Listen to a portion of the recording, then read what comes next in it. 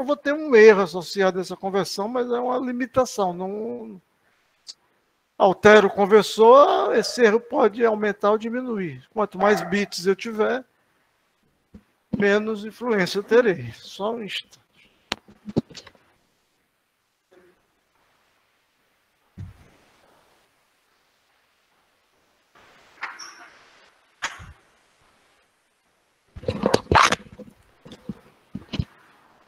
Aí. Alô, tudo bem?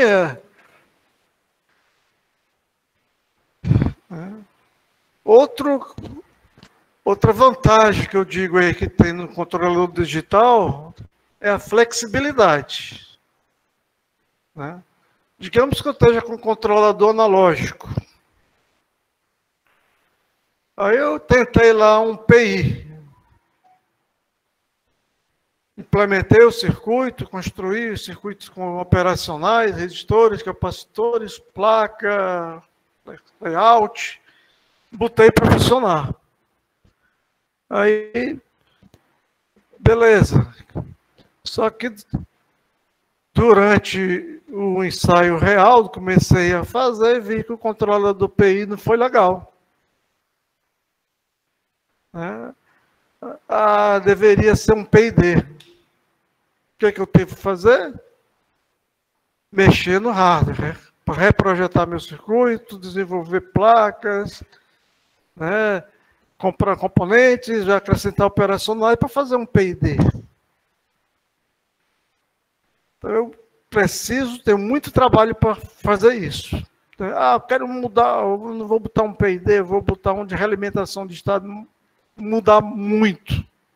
Um hardware completamente novo, projeto completamente novo. Então, o custo passa a ser grande. Lá no digital, não, né? O que eu tenho que alterar? Refazer o software. O algoritmo de controle é software. Então, eu vou continuar com o mesmo hardware. Computador, as placas de aquisição AD, DA, né? Mas o algoritmo de controle vai ser outro. Então, só vou mexer no software, algoritmo de controle. Alguns desses controladores, principalmente os dedicados, né, controles embarcados, ele é gravado dentro do... Né, eu tenho um firmware, que é um software que está lá gravado e no site de ligar ele vai estar lá. Uma ROM, um PROM. Então, altero também o software, mas vou alterar só esse software. Então, o custo, o tempo para se mudar é muito menor. Beleza? Alguma dúvida sobre a flexibilidade? Pô, vocês têm que participar também, a aula assim. Não é só para ouvir, não, fazer de conta que vocês estão ouvindo. Por enquanto, tranquilo, professor. Sem dúvida. Beleza? Velocidade. Controle analógico é quase que instantâneo, né? Eu vou ter variações devido a sistemas, tem atraso, tem algum constante de tempo. Mas em controle, grande parte desses sistemas são eletrônicos. Então, essas constantes de tempo dos sistemas são muito pequenos. Então, fica praticamente instantâneo. Já no digital, não, né? Eu vou ter um problema de tempo. Eu vou processar um algoritmo, isso leva tempo. Vou ter que fazer conversões, tanto AD quanto DA. Levo tempo para isso. Né? E sempre ninguém quer só isso, né? Só controlar. Sempre existe alguma interface homem-máquina. Eu vou gastar tempo, estou com o computador, o cara quer ver numa tela, quer ver uma sinalização. Então, começo a ter problema de disputa pelo timeshare do computador. Então, tenho que ter muito cuidado quando eu estou trabalhando com software em tempo real, porque se eu começar a dispersar e fazer várias atividades, o principal, que era controlar o sistema, vai para o brejo, né? Não vai dar tempo. Então, eu tenho que ter levar em conta esses tempos e fazer com que eles não cause problema para o meu computador, para o meu sistema. O custo.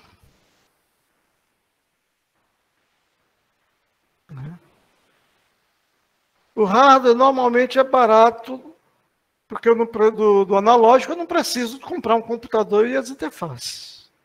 Desenvolvo o circuito. Né? Mas no momento que eu vou acrescentando coisas, quanto mais loop de controle eu colocar, mais caro vai ficando.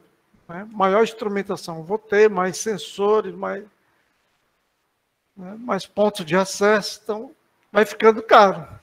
Ah, não quero só um loop, vou botar 2 loops. Ah, eu quero realimentação de estado, vou ter N loops. Então, vou acrescentando mais hardware, mais circuitos com operacionais, mais amplificadores, né, para fazer mais condicionadores de sinais. Já no digital, não. Né? Ele é caro inicial, tem que comprar o computador e os conversores. Mas adicionar mais coisa não, é software. Não vou gastar mais. Eu vou levar até um problema com o tempo, né? Que eu vou botar mais loops, meus algoritmos vão consumir mais tempos. Mas o custo não muda por isso. Tem um custo de desenvolvimento de software. Então, vou ter algum custo de desenvolvimento de software, mas vai ser menor do que o custo do hardware que eu tenho que comprar e montar os circuitos lá no analógico. Beleza? Outra vantagem aí é a versatilidade. Né? Para eu ter um controle analógico, eu tenho que ter um circuito eletrônico que faça aquilo, ou uma configuração aí de pneumático, eletropneumático, vou ter que ter algo físico, né, que faça isso. Então, aquele controlador que eu propus, o P, o PID, o relé, o avanço de fase, eu tenho que fazer um circuito eletrônico. Tem que ter um circuito, um sistema de circuito analógico para fazer aquilo, senão eu não consigo implementar. Lá no digital, não, né? Eu só preciso ter algoritmo. Então, qualquer algoritmo matemático eu posso botar lá. Então, ele é muito mais versátil. Além desses controladores tradicionais que a gente viu, eu posso colocar qualquer outro controladores. Eu posso fazer um sistema adaptativo, alterar os valores dos ganhos dos controladores à medida que o sistema variar. Posso minimizar alguma função, definir uma função de custo. Eu quero fazer esse controlador, eu vou ter que o controle não atingir valores altos para saturar. Posso botar essas restrições, né? Eu estou no caso de uma planta petroquímica. Eu sei que o operador lá no analógico, ele tem uma experiência daquilo que ele vem mexendo há muito tempo. Ele sabe ajustar os ganhos. Ele sabe, se a amplitude crescer muito, eu vejo isso, disparar aquilo, eu faço isso. Ele cria uma série de regras, que são as regras usadas por sistemas especialistas. Então, ele pode codificar essas regras e inserir aqui no controle digital. Né? São chamados sistemas especialistas. Então, eu tenho uma versatilidade bem maior. Então, essas vantagens, né, cada vez se tornam mais preponderantes em relação ao hardware analógico, porque a eletrônica vem evoluindo. Então, os microprocessadores cada vez têm mais memória, consigo botar mais memória, são mais rápidos. Né? Então, todas as desvantagens que eu tenho, cada vez a microeletrônica vai fazendo elas serem menos preponderantes. Cada vez elas vão ficando sempre partindo para o melhor. O chip, a gente viu, a microeletrônica faz sempre aquilo, né? Cada vez menor e melhor. Então, os chips estão diminuindo, eu estou com a integração aí, eu consigo botar várias coisas juntas. Então, o computador todo só do chip. No caso dos microcontroladores. Então, o custo vai ficando menor. Né? Então, placas,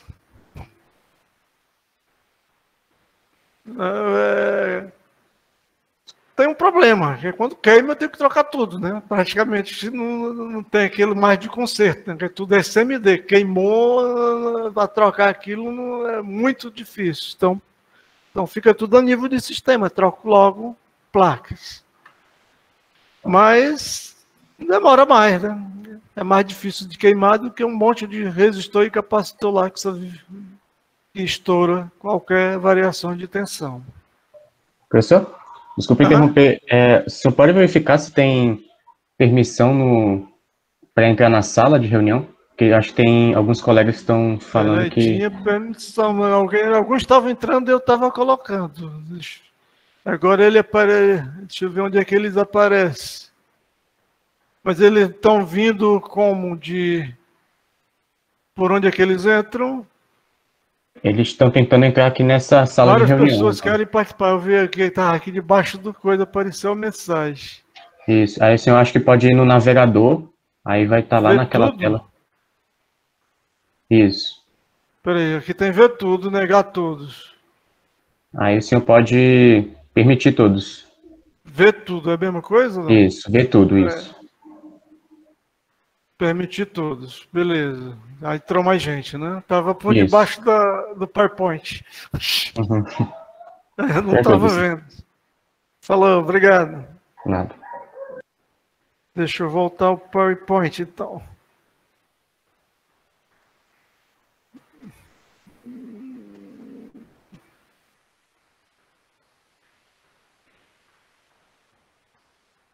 Não estou no modo apresentação, não, né?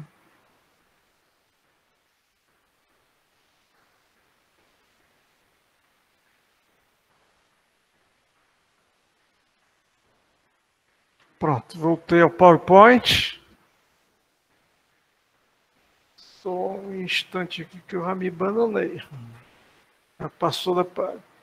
Então, tem uma série de vantagens do controlador digital.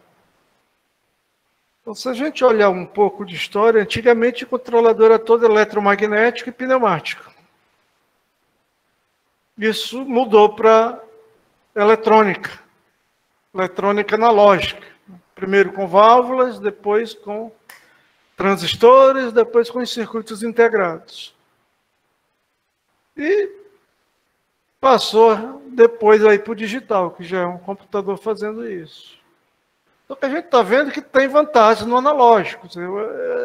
Tem coisas que é bem melhor, mas essas versatilidade, o custo, velocidade, flexibilidade dos digitais fizeram que a mudança fosse inexorável. Então, quase tudo que é controlador atualmente é digital, né? Como sempre, quando uma nova tecnologia está entrando, sempre tem aqueles caras que é o freio de mão, né? Seguro, eu acredito mais no analógico, não acredito no digital, não deixa, porque se meu controlador está funcionando, por que eu vou trocar por um digital? Então, em torno de 1980, foi o grande boom dos computadores. Quando os computadores entraram, microcomputadores, ficou barato, né? Qualquer um podia ter o computador em sua sala. A IBM perdeu até o mercado por isso, que quando começaram a construir os microprocessadores, o diretor da IBM disse que jamais alguém teria um computador em casa. Hoje a gente tem um celular, que é um computador muito mais potente do que os computadores que ele tinha na época, né? Então fez com que os controladores digitais ganhassem o mercado. Houve estratégia para isso. Não queriam, mas aí começaram a fazer uma versão digital dos controladores que o cara já tinha funcionando. Isso fez com que está uma versão digital desse. Acabou convencendo as indústrias a começarem a usar. Então, a partir de 80, foi muito grande aí o desenvolvimento, não só do rádio. O rádio cresceu muito, os computadores cresceram muito devido também à utilização dele em controle, né? Cada vez precisava ser mais rápido. não foi só o problema das interfaces, mas muito do controle, necessidade para controle, fez com que fosse em busca, né, de processadores mais rápidos para poder processar esses algoritmos.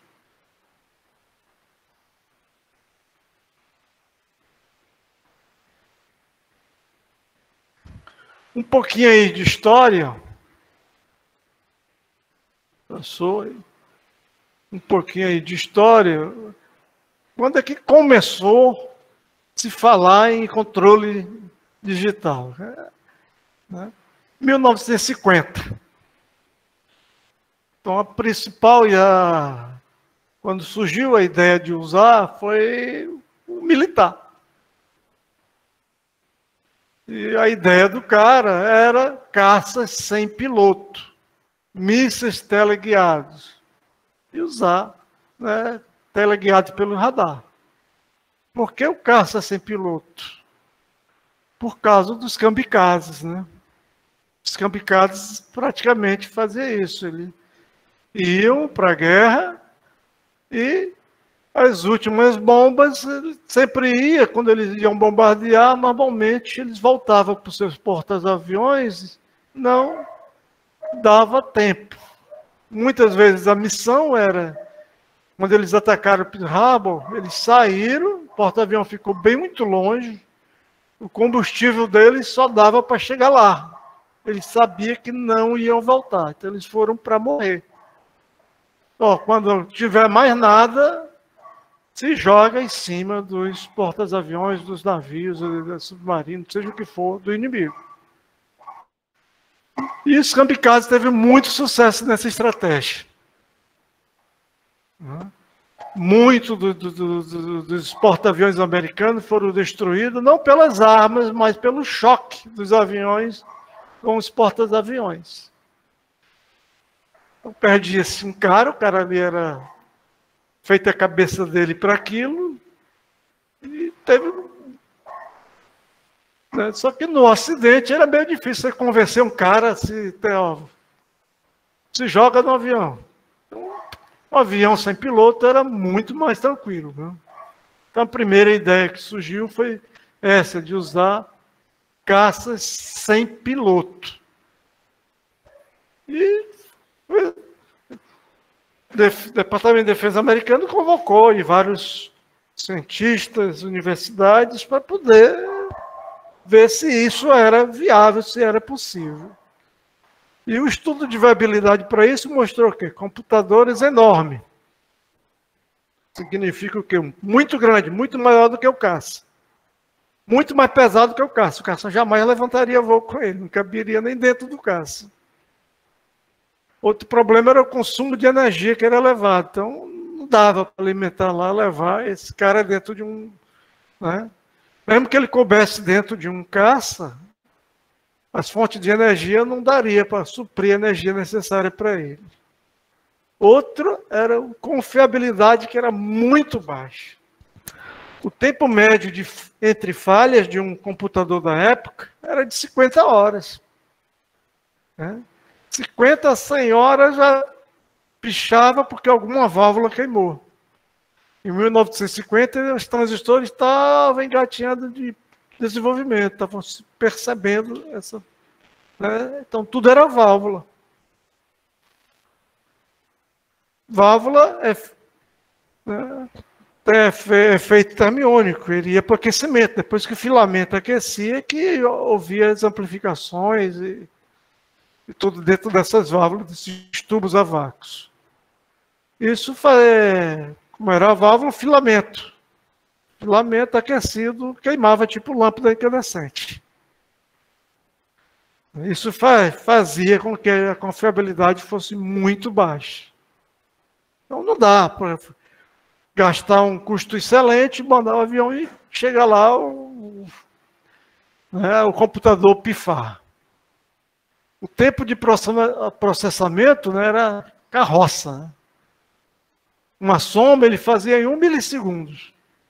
Multiplicação levava 20 milissegundos. Então, não dava para fazer coisa em tempo real. Né? Então, essas carrocinhas aí não tinha como. Outro problema era a capacidade de memória, que era muito pequena. Porque ela não tinha memória, era uma vaga lembrança. Então não dava para fazer nada. E muito alto era o custo dele. Fazer um computador naquela época, quem tinha era muito pouco empresas grandes. Né? Era o Departamento de Defesa, o governo americano. Eram coisas institucionais grandes que podia ter um computador. Ou seja, vocês estão vendo aqui um computador da época, o ENIAC, o primeiro computador que fez o centro, olha essa maçaroca toda aí. Né?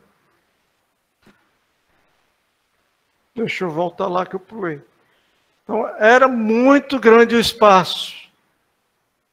Olha o tamanho aqui, esse aqui que já foi mais recente. Né? O CDC já de 62 também era muito grande. Então não tinha como, né, ser usado isso. Mas 6 anos depois,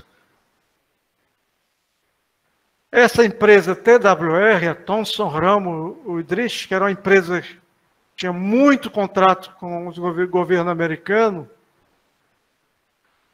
na área de aeroespacial, na área militar, ela viu que poderia usar isso em processos petroquímicos. Ah, não dá para usar, mas eu posso usar para sistema de radar, posso usar em processos petroquímicos. E fez um estudo, em 56, ver se era viável fazer uso industrial de um computador. Resultado do estudo de viabilidade, viu que parecer técnico, era viável. Mas não para controlar, mas para só observar. É supervisão. Ele ficava olhando e passar informação do que estava acontecendo. Mas nunca de intervir no sistema, que não dava tempo. O sistema era muito rápido para o computador da época. Então, para sistema de supervisão, era possível. Né? Do ponto de vista econômico, era aceitável, porque tinha plantas muito grandes. Imagine uma refinaria de petróleo, tem um pátio enorme, com vários controladores analógicos em vários pontos dali. Como eu posso ter essa informação num canto? Puxar fio de cada sensor, cada atuador que eu colocar lá, levar isso para uma sala de controle.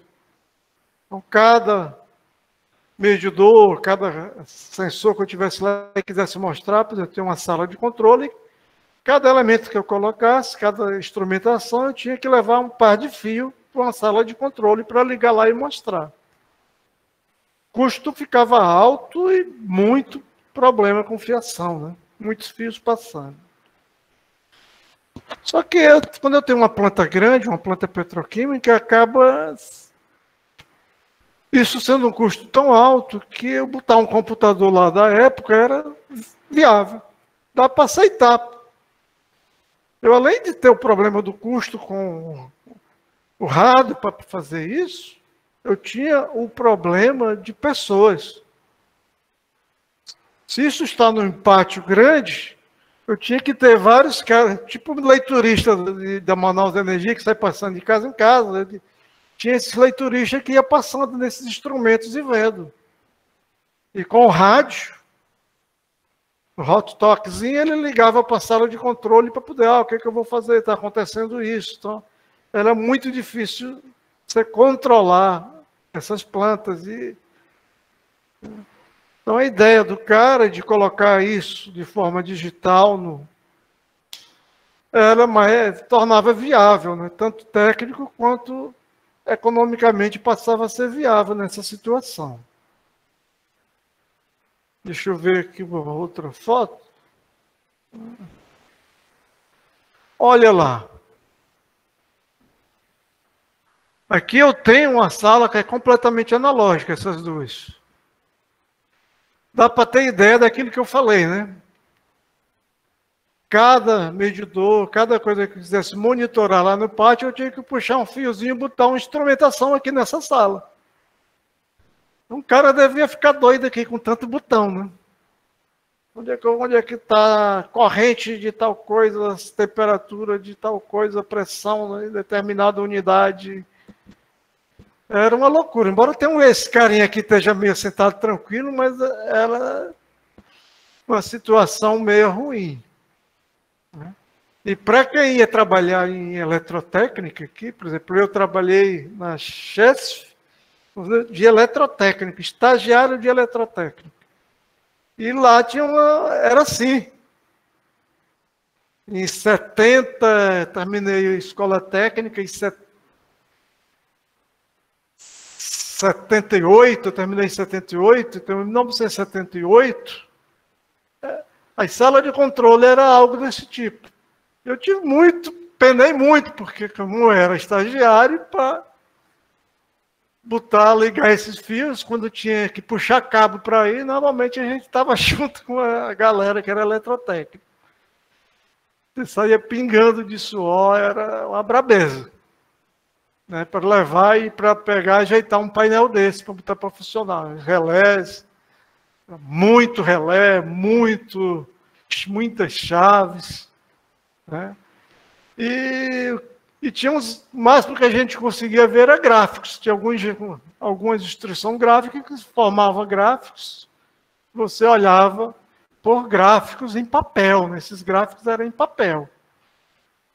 É tipo, você tem aí os tacógrafos de carro que sai fazendo gráfico de acompanhamento.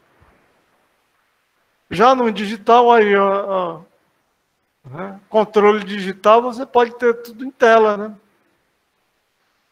A transmissão do instrumento para lá é por rede. 2 fios leva muita informação. Você faz um pá trançado em RS 485, consegue mandar pendurar muitos instrumentos. Você bota isso em rede, se os instrumentos estiverem ligados em rede, você leva um fio de rede, um cabo de rede, em vez de levar 1000 cabos para levar essa instrumentação. Em vez de você ter um gráfico impresso no papel, tela de computador vendo o processo com essas interfaces gráficas. Então, isso tornou a ideia inicial do controle, né, a gente viu, foi o controle distribuído. Cada máquina, cada instrumento, cada processo tinha um controlador analógico para ele. E se espalhava no chão de fábrica esses controladores analógicos. Aí surgiu o problema, como supervisionar tudo isso? Veio o problema das salas de controle, que são essas 2 salas analógicas. Trazer essas informações, tudo para uma sala e um operador aqui conseguir controlar isso. Quero fazer alguma coisa no pátio, rádio para o cara aqui ir lá fazer a manobra. Abre essa chave, seccionadora, fecha essa. Então era tudo através de rádio. Hot talkzinho, o cara, já te liberei aqui, pode fazer. Então ele fazia os comandos lá, aqui ele só olhava. Para cá, né? Diferença muito grande. Isso aqui são SDCD, Sistema Digital de Controle Distribuído. Né? Então, saiu do analógico, concentrou nas salas, veio para o digital. Os computadores eram muito caros. Qual era a ideia? Não vou fazer controle, vou só trazer essa informação. Né? Não tinha interface desse jeito na época. Mas eu jogava na sala de controle, eu via os gráficos, via tudo. Tinha algumas interfaces tipo estilo DOS, mas muito ruim. Então, o primeiro passo que começaram a perceber, preciso de interfaces melhores. Tem que ter evolução aí de software e de hardware para isso. A microeletrônica foi fazendo com que isso fosse possível. Os computadores ficar mais rápido, mais barato, mais memória, né? Mais essas interfaces mais rápidas também. E para chegar aí nesse ambiente aí do controle digital, uma sala digital.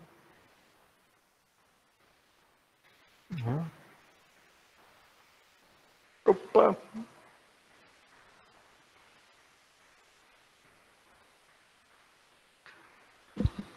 Então, de 50 a 50, então voltando aqui àquela tela que a gente estava, né? E 56 é viável, dá para se fazer para grandes plantas, de sistema de grande porte, tecnicamente é viável e dá para ela pagar aquilo, porque ela tem uma grande lucratividade, né? Em 1959, uma empresa que foi até Chaco disse: eu vou fazer isso. O cara conseguiu vender o peixe dele para até Chaco, essa TWR até Chaco. Conseguiram colocar o primeiro sistema de supervisão digital. Ele tinha refinaria lá em Port Arthur, e colocaram aí 26 vazões monitoradas, 72 temperaturas monitoradas, 3 pressões monitoradas, concentrações petroquímicas, né, de substâncias. E o computador que fez isso foi um RW, que era da Rambo Wittich, 300. Olha o MTBF dele, já era transistorizado esse cara. Foi um dos primeiros computadores transistorizados. É tudo em TTL. 1000 horas. Né? Um MTBF aí de 100 horas. E tudo transistores de junção. Né? Lógica TTL, que já foi a primeira lógica aí que surgiram, que conseguiram integrar e botar dentro de um chip. Em 62, voltando lá, em 62, aí o marco disso aí foi que a indústria viu: opa, é possível usar computadores, é real, dá para fazer. Vantagem e desvantagem de ter o pessoal correndo dentro do campo, de concentrar aquelas coisas lá, começaram a aparecer, e todo mundo gosta do cômodo. Quanto mais cômodo, melhor, né? O cara que corria dentro do pátio, escrevendo no papel, para alguém decidir o tempo que levava isso para tomar a decisão, era muito alto. Empresas, né, plantas de muito valor agregado, isso começava a ter problema, e concentrar isso de forma digital na sala de controle começou a se tornar melhor, mais viável, tanto econômico, né, quanto tecnicamente. Em 62, aí as universidades entraram na jogada também, e o Imperial College de Londres conseguiu controlar o sistema usando o computador. Não era só mais monitorar, eu podia tomar ação sobre os processos. Lá da sala de controle, fechar válvulas, abrir válvulas. Né? Então, aqui nesse sistema que eles criaram, aqui, né, também foi voltado para a indústria química, monitoraram 224 variáveis, só vendo.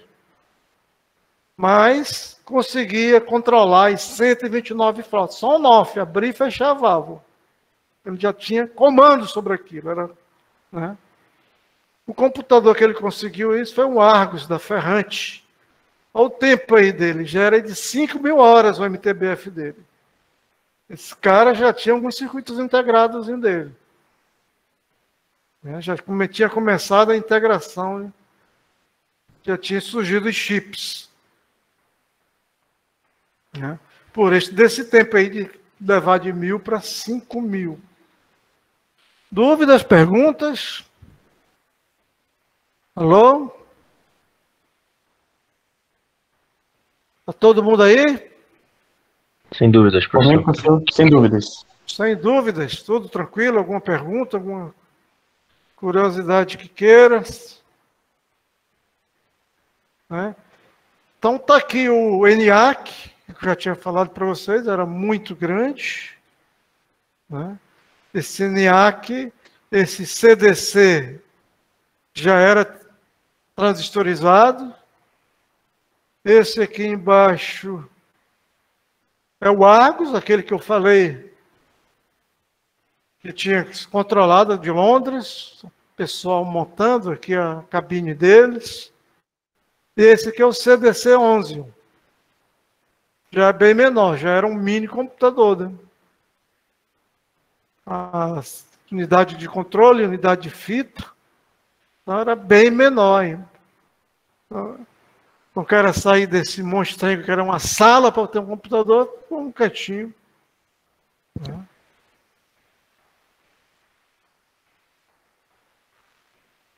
Aí as duas salas. E a evolução foi grande, hoje aí vemos aplicações de controle em tudo, né? Quase que totalidade dos controles são, né, digitais atualmente. Eu tenho aí na aeroespacial, a gente está vendo aí lançamento de foguetes, os rovers aí que estão por em Marte. Esse era o Perseverance, hoje já tem mais outro, né?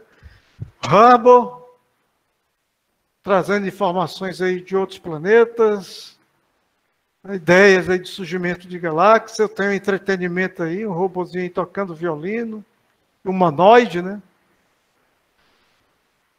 Tenho aqui os exoesqueletos, vocês devem lembrar aí do filme do Avatar, né, que foi muito usado esses exoesqueletos lá.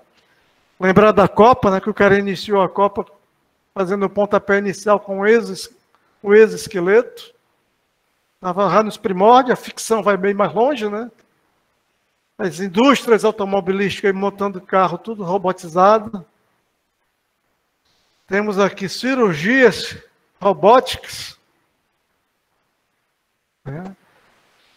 Então, foi muito grande o uso aí, tanto na cirurgia robótica, quanto para monitoração, para diagnóstico, muito usado também a controle.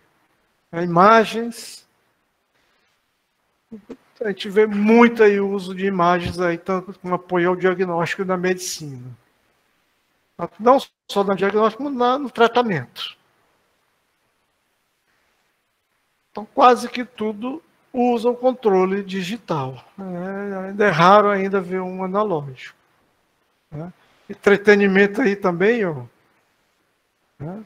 Muito cachorrinho da Sonic, lembra dele, que fez sucesso no mundo todo.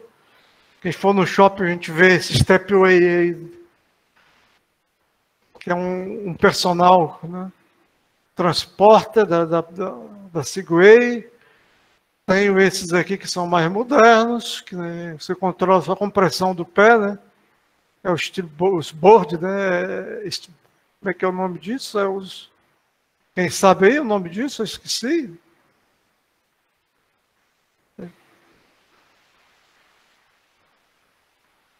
Eu não sei o que é board. Os drones não só estão sendo usados aí para grandes aplicações também, não só para entretenimento, mas ele tem aí funções muito grandes na agricultura, em trânsito, né? E passa até a ser chamado não de drone, né? Quando ele é mais entretenimento é drone, quando ele é mais, aí chama os veículos não tripulados, né? Quando ele tem aplicação mais industrial. Vemos aí também um carro da Google, né? Os carros autônomos, que não tem um piloto. Está aí um carro de 1918, da Geneva. Muito usado também aí em submarinos, né? Submarinos autônomos, lançamento de mísseis. Então, como sempre, desde quando começou foi com o uso militar, e tem grandes aplicações militares aí para o controle. Né? Baterias antiaéreas, então tudo só agora ligado aí com esse cara. Então nós não vamos chegar tanto a esse ponto. Nosso objetivo é controlar um processo com um microprocessador só. Né? Beleza? Dúvida? O que a gente vai ter que fazer é pegar um processo e pegar o analógico, substituir por um controlador digital. Beleza? Então, nós vamos como gerar essas equações digitais. Vamos aprender, né?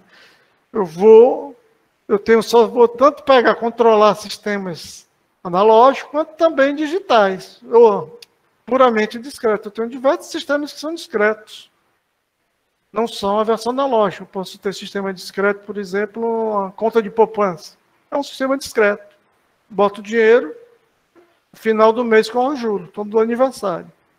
Então só existe aquilo quando eu deposito, quando ele corre juro. Em correção monetária. Entre um e outro não me interessa. Por que eu vou ficar monitorando se eu sei se é a mesma coisa? Não tem variação nenhuma. Então isso é um sistema discreto. Posso controlar, por exemplo, proliferação de alguma espécie. Tem espécies que demoram muito tempo. O coelho leva de 2 meses. Cada 2 meses ele tem condição de ter cria. Posso pegar o mosquito da dengue e é 2 dias. De 2 a 5 dias. Vírus corona, absurdo, né? Mas eu posso monitorar, por exemplo, no caso, eu posso fazer um modelo, um sistema discreto para a Covid. Os caras, eles lançam quantos morreram, quantos casos aconteceram, e isso eu posso ter um sistema para monitorar e predizer o que vai acontecer. Não é analógico, é um processo discreto. A cada dia eu vou ter informação. Amanhã eu posso prever que vai ter tantos novos casos. Posso prever quantos casos de óbito vai acontecer ou tomar alguma ação. Não são analógicos, são discretos. A gente vai controlar sistemas discretos também. Mas o objetivo é o sistema analógico maior. Então, no final do curso, eu vou dar uma planta analógica, como dei para vocês, e vocês vão projetar controladores para ela. A gente vai fazer isso usando o simulador. O MATLAB ele tem versões para implementar a parte analógica. Então, a gente vai usar o MATLAB para isso. Ninguém vai precisar construir, usar. Até está mais difícil até agora do que era antes, né? Com essa parada aí, sem acesso a laboratório e tudo mais. Então, vamos fazer tudo isso dentro do MATLAB. Pergunta aí sobre o que pretendemos fazer. Então, a gente vai aprender a modelar sistemas discretos e amostrados. Sistemas amostrados, o que é? Um sistema contínuo que eu olho em alguns momentos de tempo. Mas ele está evoluindo quando eu não estou olhando. Eu sei que ele está evoluindo. Né? Isso é um amostrado. O discreto não. Ele só existe naqueles instantes de tempo. Ele não vai evoluir se eu não estiver olhando. Então vamos controlar as duas coisas. Vamos aprender a modelar. Vamos ver a análise desses caras. Quando é que eles controlável, quando não é. O que eu consigo ver deles. Né? Quando é que é estável, quando é que não é. Beleza? Então, aquilo que a gente viu da análise do discreto, do analógico, a gente vai ver por sistemas discretos. Modelos de estado, modelos não de função de transferência, de equações de diferença, não diferenciais. Então, vamos aprender a isso. Né? E olhar o desempenho dela quando ligada a uma planta. Então, dado uma planta, a gente vai aprender a ver essa planta como, se eu vou projetar um controlador analógico, a planta era analógica, controlador analógico. Eu vou projetar um controlador discreto, se eu olhar a planta como discreto, eu vou ter uma versão discreta da planta e projeto um controlador para aquela planta discreta. Isso é uma opção. Outra opção, eu tenho já uma planta com controlador analógico funcionando. Eu discretizo o controlador analógico e ligo na planta. E com controle digital. A gente vai pensar, qual é a que tem mais vantagem em fazer? A gente, quando estiver vendo a teoria, a gente vai chegar nessas conclusões. Dúvidas, perguntas? Alô? Por enquanto, sem dúvidas, professor. Tranquilo. Beleza? Então, nosso objetivo é isso. A gente vai controlar os sistemas analógicos. Vamos ter problemas? Vamos. Tenho grande vantagem do digital, mas também eu tenho outros problemas que eu não tinha no analógico. Né? Uma pergunta aí clássica. Eu estou com um controlador analógico, vou substituir por um digital. Ele vai ser igual, vai ser melhor, vai ser pior? Né? O que vocês imaginam do que ia acontecer? Quem poderia dar uma opinião?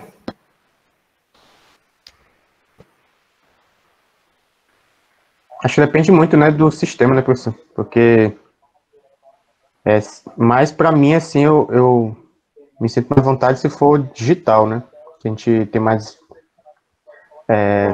liberdade para programar. Se eu estou com o analógico, a minha ação de controle está durando quanto tempo em cima do analógico? Todo instante de tempo. Eu estou vendo tudo que está lá em tempo. Tempo é um eixo real, né? Que eu vou ali vendo um gráfico. Então, todo instante de tempo eu estou olhando. Eu pegar o eixo real, existem infinitos pontos.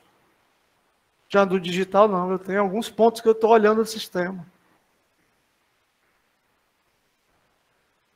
Qual o problema disso? Vamos imaginar que eu demore muito a olhar de novo. Foi para o brejo. Né? Então, a gente está vendo que quando eu boto digital, eu tenho que ter... mais problemático, porque eu estou olhando em alguns momentos. Se acontecer alguma dinâmica ali, foi para o brejo, ou alguma coisa parar entre um intervalo e outro que eu não estava vendo, quando eu for tomar ação, já pode ser tarde.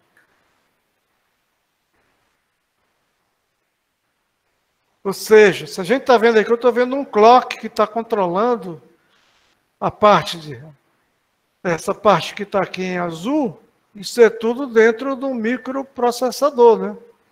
Eu estou com as interfaces que ligam as duas coisas. Né?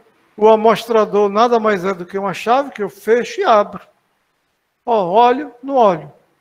O tempo que eu vou fazer esse fechamento é chamado de... Eu posso fazer isso periodicamente. Seria um amostrador periódico.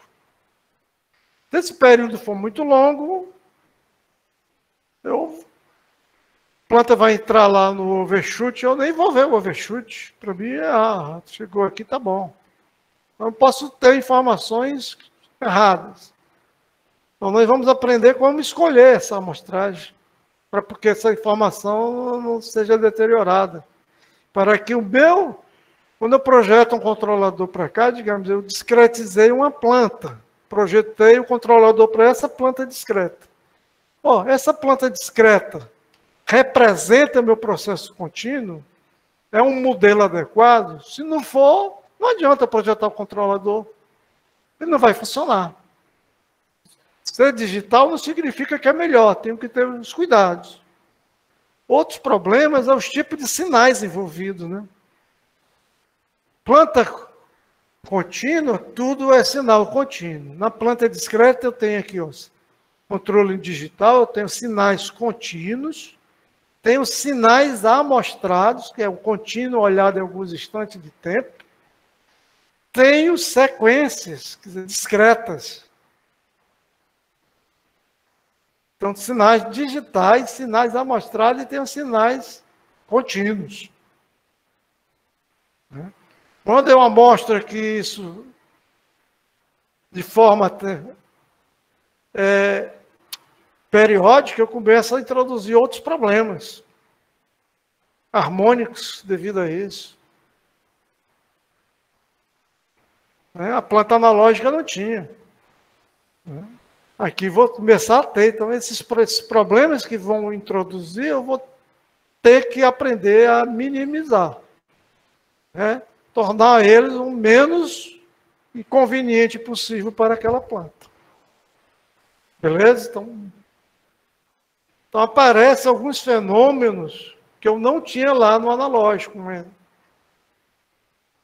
Outra coisa que pode acontecer, por exemplo, eu estou com um sinal amostro. Aí, se eu fosse reconstruir esse sinal, a primeira ideia da gente é ligar esses pontos amostrados. Mas eu poderia ter também um sinal com uma frequência muito maior e dar os mesmos pontos. Ou seja, dado um sistema contínuo, se eu pego o amostrado dele, a volta não é única. Quando eu pego de contínuo para digital, mostrando os tempos é único. Mas eu quero reconstruir. Qualquer coisa ligando aqueles dois pontos não pode não ser uma reta. Então, existem infinitas possibilidades de ligar aqueles dois pontos. Isso pode ter acontecido lá no contínuo, né? Não poderia ser uma reta ligando, poderia ter uma oscilação, poderia ter várias oscilações ali dentro. Eu não ia ver. Aquela planta não é uma representação contínua, então não adianta controlar. Beleza? Então não é só substituir. Algumas vezes também foram percebido que eu estou com a planta analógica, controlador analógico funciona. Aí eu faço a versão discreta. Por exemplo, o que eu falei, que a indústria não acreditava muito na possibilidade de ter o controlador digital para a planta. Mas quando se fez isso, pegou o analógico que já existia e discretizou, a indústria começou a aceitar botar nas suas plantas o digital. Mas várias vezes deu problema, porque aquela versão do digital não funcionava. Isso acontecia muito, que o controlador ficava, se usava muito P e D. E a parte derivativa tinha problemas de estabilidade. Aquele controlador, a saída mudava e a planta não era controlada, né? Não significa que a versão discreta do analógico, do controlador analógico, vai funcionar também na planta. Temos outros problemas. Então a gente vai ter que também ver esses problemas. Ok? Então eu coloquei o plano aí, deixa eu ver alguma coisa aí do plano. Vou fechar aqui.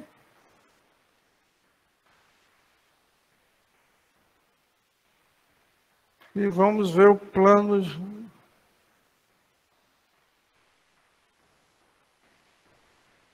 Eu tenho que abrir primeiro o plano, né?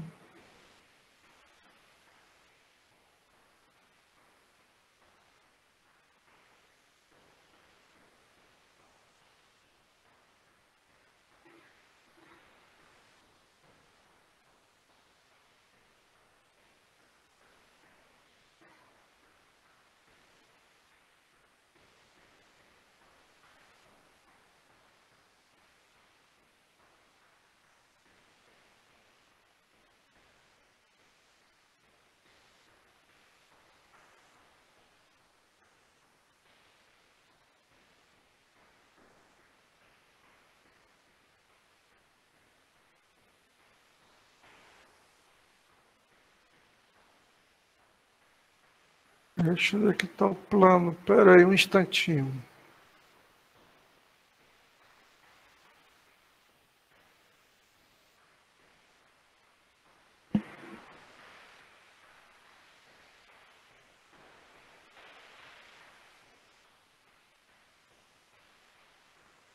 Rapaz, não deixou, não apareceu aqui para entrar com o plano.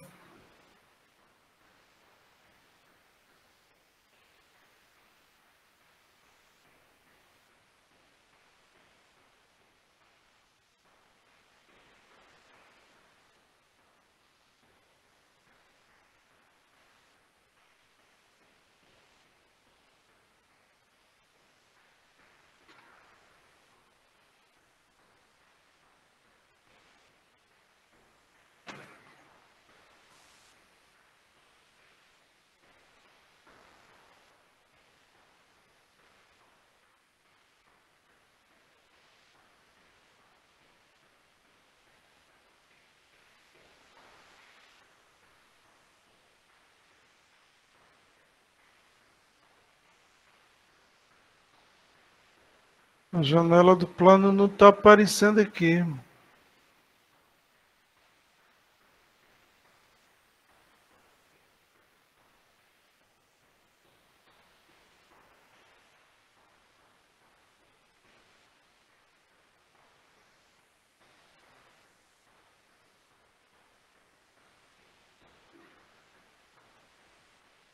Não estou conseguindo compartilhar a janela do plano, só um instantinho.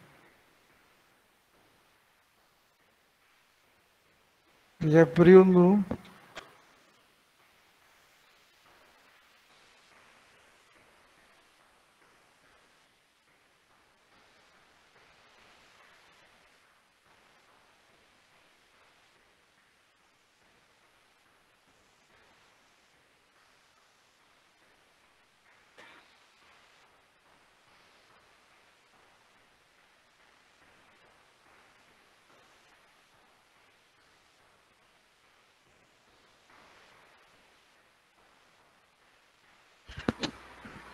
Ele não deixou aqui aparecer o Word, nem o... Quando ele abriu o PDF, ele abriu no Edge. Ele não aparece aqui no compartilhar. Vocês sabem por quê? Eu entro compartilhar tela, eu entro em aula e não aparece aqui os dois. Se o senhor estiver usando dois monitores, professor, o senhor pode compartilhar a tela completa. Eu só estou usando só um. Aí, se o senhor preferir, também pode compartilhar a tela toda. Tela inteira, aparece. Aí aparece. Aí ele vai compartilhar toda a sua tela e vai ser possível a gente ver o que o senhor está vendo, que é o PDF. Não é possível compartilhar a sua tela. Ocorreu um erro de compartilhar a tela.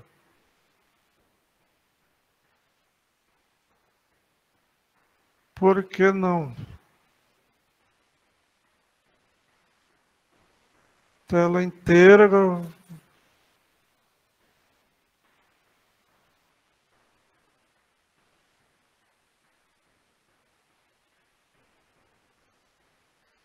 Ah, apareceu agora. Quando eu voltei lá agora, apareceu aqui o plano.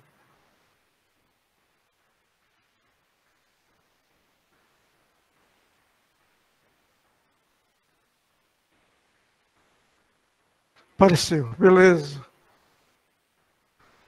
Estão vendo agora, né? Ou não? Sim, professor, estão vendo. Então vamos lá para o nosso plano aí. Então a aula vão ser, a maioria delas, a grande maioria vai ser síncrona no horário normal de aula. Eu não sei se toda vez eu tenho que criar essa reunião ou fica lá no... mantendo aquele link, toda vez eu tenho que chegar e alterar, né? O link e passar para vocês, ou aquele serve para todas as aulas? Esse link que vocês entraram aí na reunião serve para todas as outras aulas, ou eu tenho que cada aula criar um link daquele? Quem pode me responder? Serve sim, professor. Pelo menos serve, eu acredito que sim. Basta o senhor entrar nesse link, nesse mesmo link, e a gente... Ele não expira, não. Quando por tantas horas depois expira e... Acredito que não. Tá. Então tá aí, o nascimento, amostragem, modelagem e controle. Né? Vamos fazer isso. Então, no final, o que é que eu quero? Vocês têm que saber caracterizar, modelar e analisar os processos de amostragem e reconstrução. Então, eu tenho que pegar da planta e depois eu tenho que devolver. Então, eu tenho que reconstruir o sinal. Beleza? Então, que problemas eu posso ter? Tanto quanto eu mostro, quanto quando eu reconstruo o sinal. Vamos aprender aí a discretizar sistemas lineares contínuos, modelar e analisar sistemas dinâmicos lineares e projetar e sintetizar controladores. Sintetizar significa fazer o software do controlador. Beleza? Como que seria um software digital para aquilo?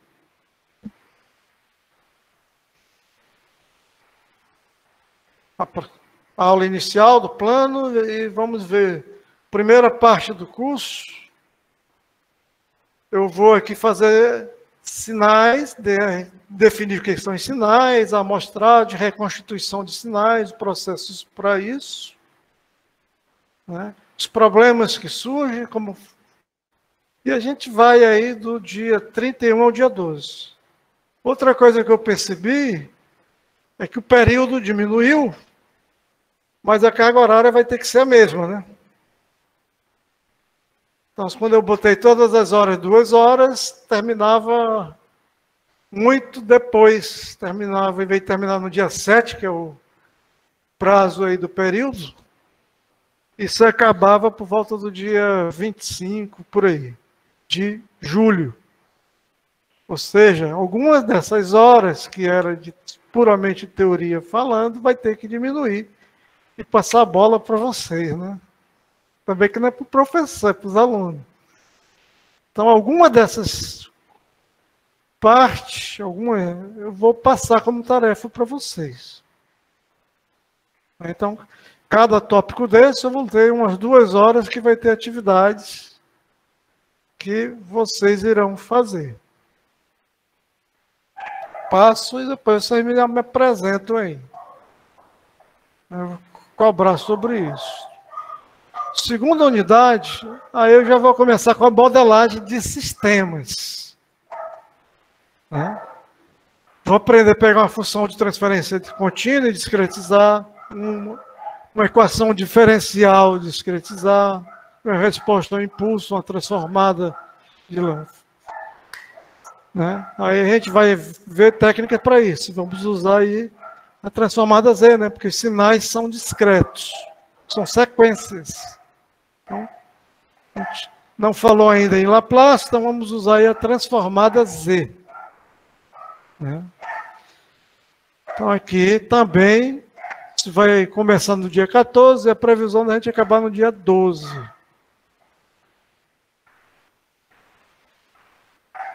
E vamos marcar uma prova sobre esses 2 tópicos, né?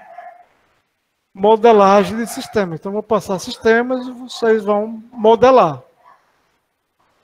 Essa prova aí, como vai ser, ainda estou imaginando aí. Vou passar e vocês me entregam no mesmo dia, meia hora depois me devolve.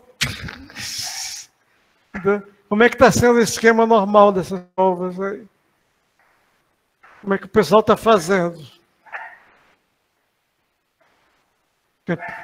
Alô?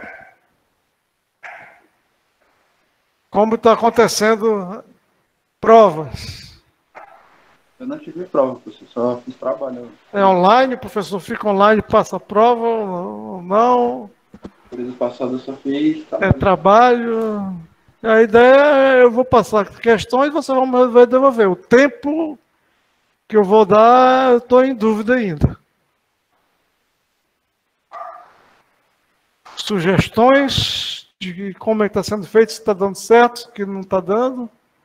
Vocês que já tiveram um período aí com alguma experiência. O que funcionou, o que não funcionou? Quem poderia comentar?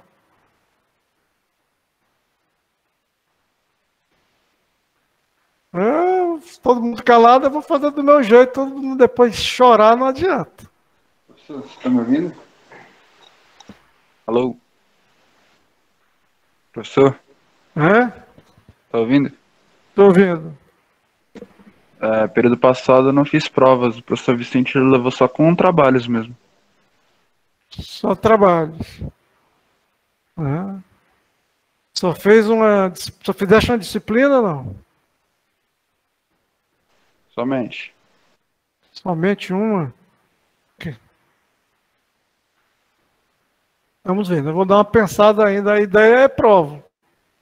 Né? Só que dessas provas, 1/4, eu te falei que eu ia ter nessas horas, tá vendo? 2 horas, 3 horas, está separado da teórica.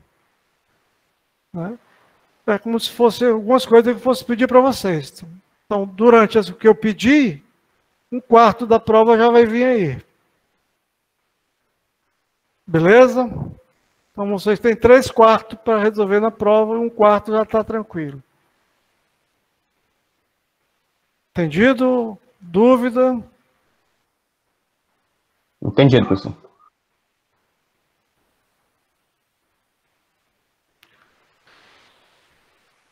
Depois da modelagem, aí vem a análise. Então, vamos aprender a ver a resposta transitória e permanente de sistema discreto, estabilidade, controlabilidade e resposta em frequência. Aí, Aqui eu preciso de uma matemáticazinha para isso, né? Fazer a parte de modelagem que a gente vai ver. Eu acabei aqui na parte de modelagem, vou precisar de séries. Quem lembra aí de séries, vai precisar um pouco de séries, né? Transformada Z. Vocês devem ter visto os sinais de sistema, a gente vai precisar dela de novo para modelar sistemas discretos. E equações de diferença, isso é a matemática que eu vou precisar. E modelo de estado é a mesma coisa. O que a gente viu no modelo de estado não muda muito quando é em modelo de estado. O que se viu lá vai valer para cá. Diferença que é alguns instantes de tempo que eu estou vendo.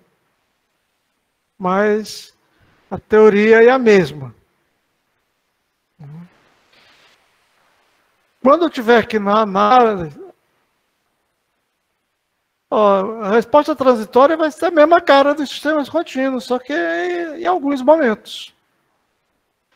A estabilidade, como que eu vou olhar para a estabilidade? O critério de Ralph não funciona. A gente vai ter que ter uma transformação do critério de Ralph, fazer um mapeamento que torne isso viável. Então, pode-se usar o critério de alfa, mas o problema é que, como eu converter isso para que se ele torne fácil, complica. Então, não vai ser uma grande vantagem usar o critério de Ralph. Foi um dos primeiros critérios que foi feito esse mapeamento, que já existia um mapeamento matemático, a transformação bilinear, que permitia isso, mas o trabalho era grande. Aí depois surgiu o critério de Nike, conseguiram aplicar isso. É o mesmo critério de Nike que a gente viu, que vai mudar a região de estabilidade, que era aquele lado esquerdo do plano, lado direito instável, agora não é mais. Mas eu consigo adaptar o critério do Nike para valer para sistemas discretos.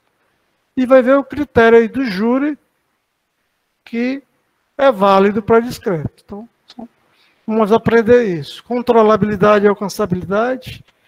Vamos aprender se o sistema é controlável, eu discretizo, ele será controlável? Né? Será ou não? Né? A mesma coisa se ele era observável, eu discretizo, ele continua sendo observável? Não, né? Nenhum dos dois é não, né? Depende de muita coisa, depende de outras coisas. Por exemplo, a observabilidade é o que eu vejo. Se eu amostrei com uma taxa que, por exemplo, eu pego um seno, meu sinal é senoidal, eu amostro com uma taxa que cai exatamente nos pontos de zero, não vou ver nada. Só vou ver zero toda vez que eu mostrar. Então não estou vendo nada, não é observável. A mesma coisa o controlável, ele era controlável, mas se eu demorar muito a tomar ações de controle, o sistema já foi para o brejo. Então, nem sempre eu tenho um sistema que é controlável contínuo, quando eu discretizo, ele perde essa controlabilidade. Então a gente vai ver os problemas. Quando é que isso acontece? E depois vem aquilo que eu falei de pegar o controlador analógico e discretizar. Então, os primeiros projetos que a gente vai fazer são dessa forma, que é mais simples. Eu já estou com um projeto pronto, discretizo o controlador. Eu vou ver os métodos para fazer isso. Método de Euler, backward, Tust. Vamos analisar como que se passa isso do contínuo e do discreto, quais os problemas que surgem, quando é que eu perco estabilidade, quando eu não perco. Né? E vamos ver aí como implementar controladores. Tinha um digital funcionando, PID, discretizei. Como botar isso em algoritmo dentro de um computador? Software para isso. E depois vem a última parte do curso, que já é os controladores digitais mesmo. Discretizei a planta e projeto o controlador digital para aquela planta. E vamos ver os controladores clássicos, PPID, avanço, atraso, deadbeat. Deadbeat é um controlador que só existe na versão digital, ele consegue rastrear em tempo finito. Né? Os controladores analógicos, tudo é assintoticamente, né? Exponencialmente vai para aquele valor de regime. O digital não, o deadbeat ele vai em tempo finito. E eu digo quanto é que é esse tempo. Ah, vou pagar muito por isso, o controlador vai exigir muito do controlador. Mas pode valer a pena? Pode, em alguns processos. E depois vamos ver o observador de estado. Eu vou ter realimentação de estado, nós falamos lá nos sistemas contínuos, que nem sempre eu tenho acesso a todos os estados. Então não posso usar realimentação, só posso usar daquilo que eu tenho acesso. Eu vou botar observador para isso. Então, um observador discreto, eu não vou construir um circuito analógico, eu vou construir um software. A saída é um sistema discreto, que ele tem entradas, que vem lá do sistema contínuo, mas a saída desse meu sistema vai ser os estados, a estimativa dos estados do contínuo. Como, se ele for observável, eu consigo fazer isso. E eu vou usar essas estimativas para realimentar no lugar do próprio sinal que vinha de sensores vindo do sistema. Eu só vou olhar a entrada e a saída da planta. Não vou olhar o estado. Tem entrada e saída, a partir da entrada e da saída eu consigo estimar os estados. A gente vai ver observadores, eu tenho diversas formas, e por final a gente vai ver os de mínima variância, quer dizer, vou minimizar alguma coisa. Para poder, tenho mais possibilidade de digital do que analógico. Mínima variância, se eu for minimizar alguma coisa, é muito complicado no analógico. Minimizar no discreto é mais fácil, que é algoritmo. Então, isso é o que... Beleza? Que a gente está colocando aí. Vamos usar aí as aulas. A grande maioria síncronas. Eu estou pensando em gravar algumas partes usando o OBS. Vocês já usaram o OBS? É tranquilo? Alguém já pegou vídeo gravado em OBS? Ele grava a tela. Então, eu estou lá no MATLAB, o que eu vou fazendo lá, ele vai gravando e cria um videozinho que eu posso disponibilizar aí para vocês. Estou pensando até ver se ele grava a aula que a gente está dando aqui para ficar a aula gravada. Professor, aqui o Google Meet, né? Ele tem a opção de gravar a tela, assim. Acho que fica naqueles... tem naqueles 3 pontinhos, mais opções. Aí tem uma opção de gravar a reunião. Ele grava a voz também, grava tudo. Isso, exato. Tá, beleza. Então, vou dar uma olhada e vou dar uma checada. Eu tinha checado com esse OBS, que ele... Posso botar fonte de microfone e tudo, e botar a câmera e juntar tudo. E ter um vídeo. Não sei se o Google faz isso. Só que ainda vou ter que dar umas treinadas nesse software para isso. Vamos o OBS é uma boa ferramenta lá mesmo, professor, para gravar. O OBS realmente é uma boa ferramenta para gravar suas aulas. Aí, se o senhor também quiser gravar as reuniões que a gente está tendo aqui agora, aí o senhor usa as opções do Google Meet. Do Google Meet, né? É melhor do que estar com o OBS aqui gravando isso que eu estou falando. Isso, Eu vou dar uma checada, uma verificada, vou dar uns testes ainda. Então, eu vou lançar listas sobre os conteúdos. Não sei se algumas dessas questões eu estou pensando em receber, outras não sei. As listas são grandes. E aqueles tópicos lá pode ser estudo dirigido, aquelas horas que eu coloquei como prática, para poder cumprir as 60 horas. Volto para vocês. E outra avaliação que a gente vai ter são trabalhos de equipe. Esse trabalho de equipe é estilo projeto e seminário. Então, no final do curso, mas são vocês aí que vão vir para a sala de aula e eu ficar aqui como aluno. Vocês vão fazer um seminário e a gente vai dar nota. Beleza? Então, vou pegar um artigo internacional e de dupla, né? Aí elege aí as duplas e no final vocês apresentam. que faz uma transparência,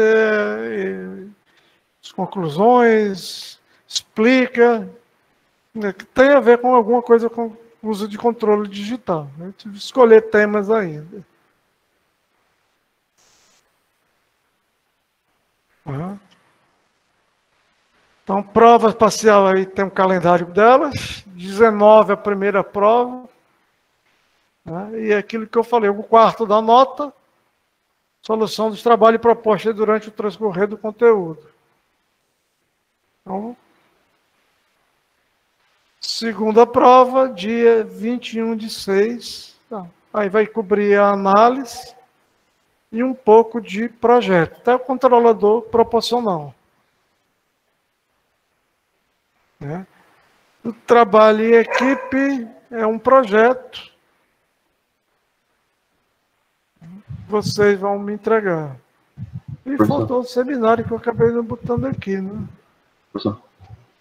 O seminário não está aqui, mas vai ter seminário. Que seria o seminário do artigo. Eu não falei aqui dele, acabei não copiando para cá. Professor, Hã? sobre o trabalho em equipe, também vai ser em dupla?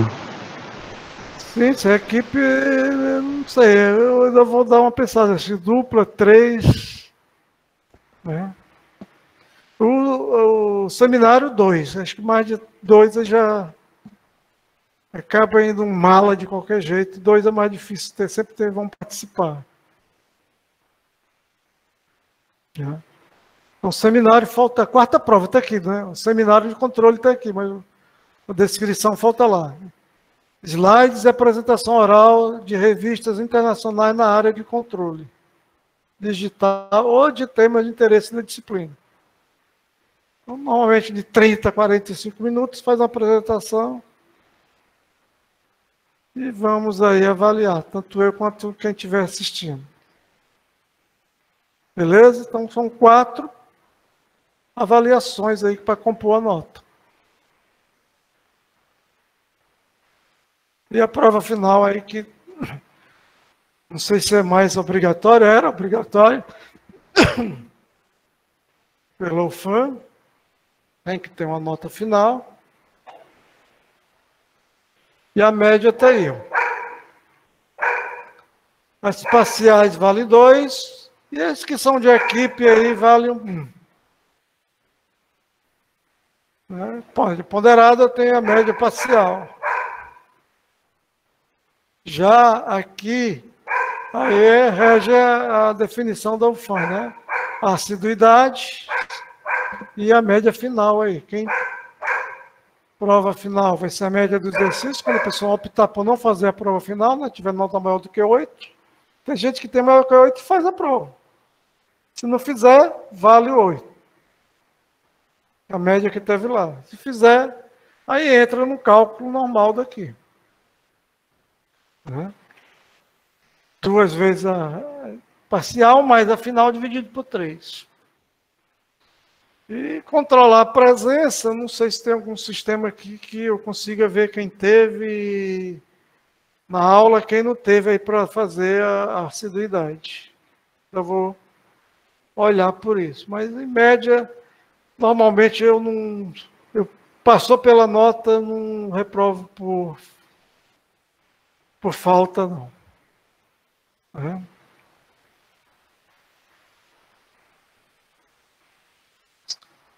Bibliografia. O livro que a gente usa mais de perto é esse do Astron, Computer Controlled System, Teoria e Design. A versão mais recente dele é de 2011. Né? E tem qualquer livro de controle, vai ter digital, vai ter o que a gente tem, alguns de analógico, tem alguns capítulos mais resumidos. Então, qualquer livro que tiver controle discreto e controle digital, vai ter os assuntos que a gente vai abordar. Mais de perto que eu vou seguir é o do Astron. Aqui outros livros, Philips Nagli tem um, o AW Control do Shen também tem, o Visioli tem também, tem diversos livros. Né? Todos esses aí estão com referência adicional. Aí, ok, dúvida aí de vocês, qualquer coisa, pode perguntar, sugestões, estamos abertos aqui.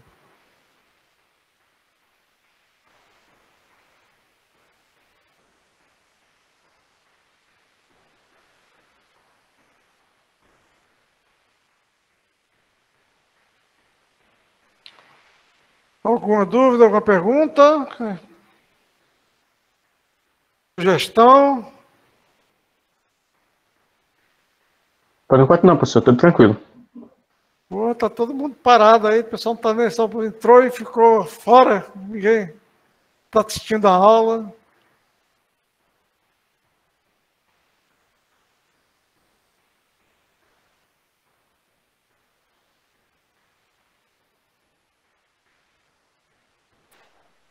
Não estou com nenhuma dúvida, não. Então, beleza, então, pessoal. Por hoje aí, container, mesmo bate-canal aí na quarta-feira. Então, vamos começar com uma revisão de Fourier. Que a gente vai para entender os problemas e os fenômenos que vão acontecer no discreto, é preciso muito do série e transformada de Fourier. Então, vou dar uma colher de chá, dar uma revisão disso, de uma aula, as duas coisas, para poder, na próxima, a gente já começar com a amostragem de sinais. Beleza?